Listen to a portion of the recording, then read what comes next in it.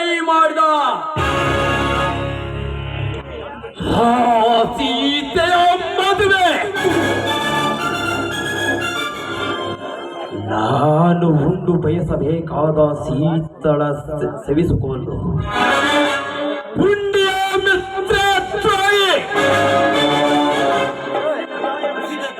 ಶಂಕರ್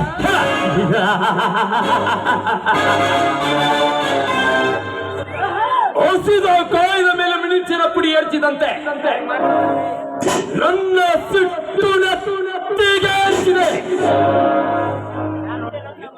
ಇನ್ನು ಮುಂದೆ ನನ್ನ ರೋಮ ರೋಮಗಳಲ್ಲಿ ಪುಡಿದೇರುತ್ತದೆ ಚಾಡಿನ ಚಾಳೆ.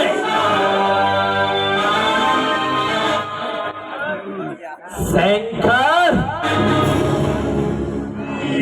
ಈ ಅಪ್ಪುಡಿಯ ಅರ್ಪಣೆಗೆ ನೀನೊಂದು ಸಣ್ಣ ಪ್ರಾಣಿ. ನಿನ್ನ ಕೊಂದು ತಿನ್ನುವುದು ನನಗೆ ಕ್ಷಣ ಮಾತ್ರ.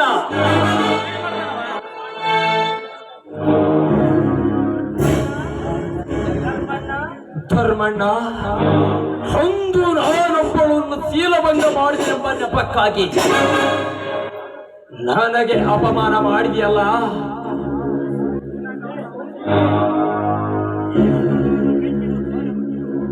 ನನ್ನ ಬೆಂಕಿಯ ಹೋಗುತ್ತಿದ್ದಲ್ಲಿ ನಿನ್ನ ಮನತನವಲ್ಲ ಸರ್ವನಾಶ.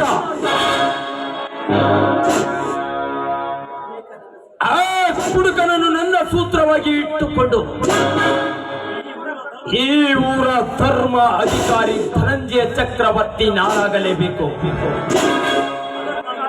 ಅದಕ್ಕಾಗಿ ಹಾಕುವೆ ಮೋಸದ ಕಾಲ. ಆಗ ತಿಳಿಯುವುದು ಈ ದೇವೇಂದ್ರನ ಕಲೆ.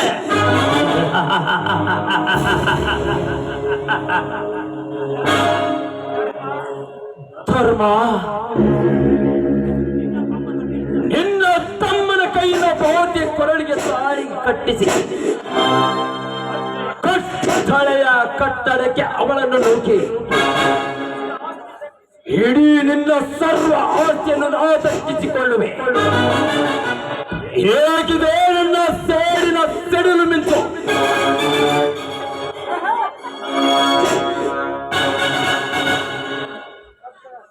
ಧರ್ಮ, ಈ ದೇವೇಂದ್ರ ಆ ನಿನ್ನ ಮನೆತನಕ್ಕೆ ಯಮಗಂಡ ತರುವಳು. ಬೇಗ ಬರುವೆ ಮಗನೇ.